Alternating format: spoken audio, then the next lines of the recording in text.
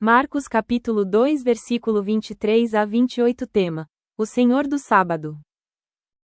Versículo 23, Ora, aconteceu atravessar Jesus, em dia de sábado, as searas.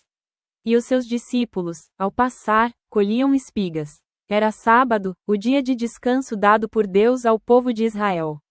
Os discípulos estavam caminhando e começaram a colher espigas para matar a fome.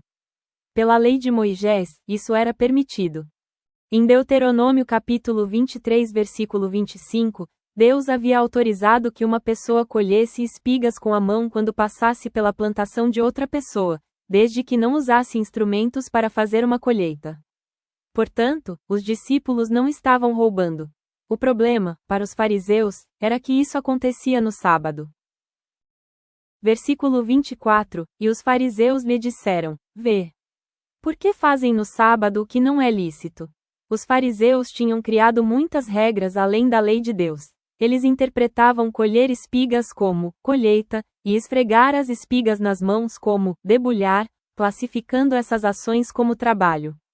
Mas essas eram tradições humanas, não um mandamento de Deus. Mais uma vez, eles estavam mais preocupados com regras do que com as pessoas.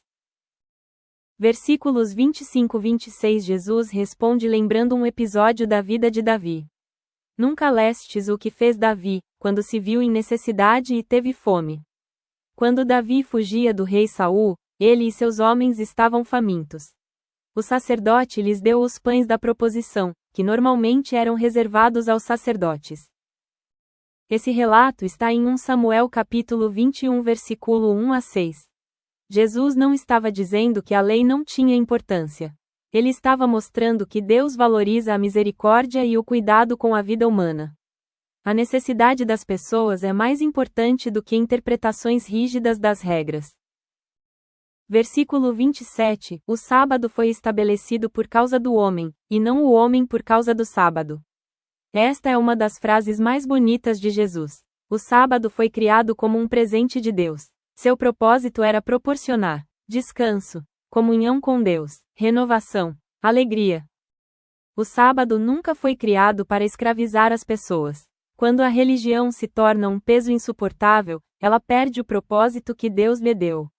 Aplicação: Deus deseja que nossa obediência seja acompanhada de amor. As práticas espirituais devem nos aproximar dele, e não nos tornar pessoas frias, críticas ou sem compaixão. Versículo 28, De sorte que o Filho do Homem é Senhor também do sábado. Aqui Jesus faz uma declaração extraordinária.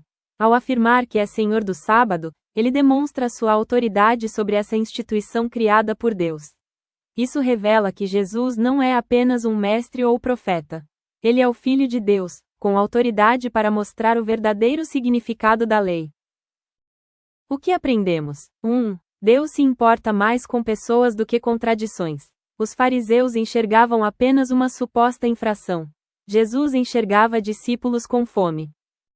2. A religião sem misericórdia perde seu propósito. Obedecer a Deus é importante, mas nunca devemos usar a religião para condenar ou humilhar as pessoas. 3. Jesus é o Senhor. Toda a lei encontra seu verdadeiro significado nele. Seguir Jesus é compreender o coração de Deus. Para refletir, pergunte ao Senhor: tenho colocado regras acima do amor? Minha vida com Deus tem sido fonte de alegria ou apenas de obrigação? Tenho aprendido a olhar as pessoas com a mesma compaixão que Jesus demonstrou? Uma oração. Senhor Jesus, obrigado porque Tu és o Senhor do sábado e revelas o verdadeiro coração de Deus. Livra-me de uma fé baseada apenas em regras e ensina-me a viver com amor, misericórdia e obediência sincera. Que eu nunca me esqueça de que Tu te importas com as pessoas e desejas transformar meu coração. Em Teu nome, amém. Um detalhe muito bonito para encerrarmos este estudo. Observe como, ao longo de Marcos 2, Jesus vai revelando quem Ele é. Em capítulo 2 versículo 1 a 12, ele mostra que tem autoridade para perdoar pecados. Em capítulo 2 versículo 13 a 17, mostra que veio chamar pecadores. Em capítulo 2 versículo 18 a 22, ensina que trouxe a nova aliança, como o vinho novo em odres novos. E agora, em capítulo 2 versículo 23 a 28, declara que é o Senhor do sábado. Cada episódio revela um pouco mais da identidade de Jesus. Marcos está conduzindo seus leitores a reconhecer que Cristo não era apenas um mestre extraordinário, mas o Filho de Deus enviado para cumprir perfeitamente o plano do Pai.